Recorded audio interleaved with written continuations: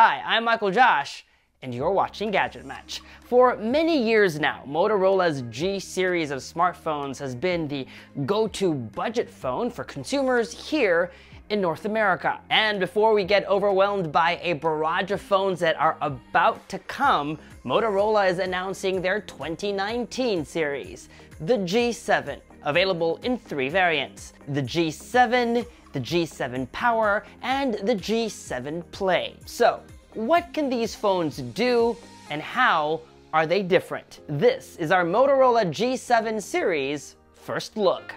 Let's begin this video with a look at pricing. The G7 Play is the most affordable in this budget-friendly bunch, $199. The G7 Power is just a smidge under $250, and finally, the G7 $299. To keep each phone cohesively part of the series, Motorola maintains a family resemblance, giving each phone rounded corners, circular camera modules, and the Batwing-esque Moto logo built into the fingerprint sensor. The G7 Play is the smallest of the bunch. I like its size actually. It fits in the hand comfortably. The phone has a polycarbonate shell with a matte finish. Up front, there's a notch, but a significant amount of chin as well. Here, see it side by side with the G7 Power. Motorola promises the phone will be 60% faster than last year's model.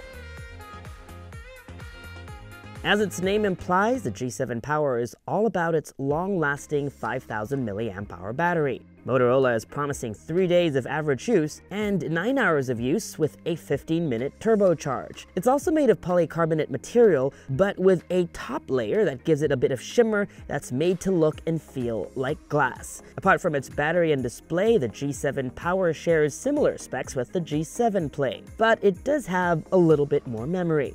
Both phones don't have bottom-firing speakers. Instead, on both models, audio fires out of the earpiece only. On the flip side, both phones have headphone jacks on top of the device, and on the bottom, USB-C ports across all 3 models.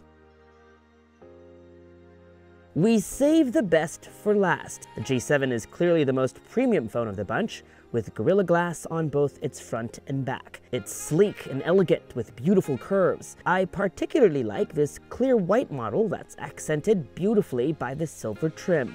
If you have the cash to spend, plopping down a little extra on the G7 is probably a good idea. That gives you a little bit more memory, similar turbocharging speeds, a better display with a teardrop-shaped notch that gives you more screen real estate, and dual rear cameras, the second acting as a depth sensor for portrait shots. The G7 also has a headphone jack and USB-C port, and unlike its siblings, has downward-firing stereo speakers. All 3 phones run Android Pie out of the box. Motorola says the G7 series will be available in the US and Canada later this spring. Would you like to see a review video? Let us know in the comments section below, and let us know specifically which questions you'd like us to answer. In the meantime, stay tuned because we have a lot of smartphone videos coming your way. Mobile World Congress in Barcelona is just a few weeks away. So to make sure you don't miss any of that coverage, subscribe to our YouTube channel, hit that bell icon so that you get notified as soon as we post a new video. Follow us on social media for all the fun stuff, and as always, make GadgetMatch.com your daily habit. Until the next video, I'm Michael Josh. Thanks for dropping by.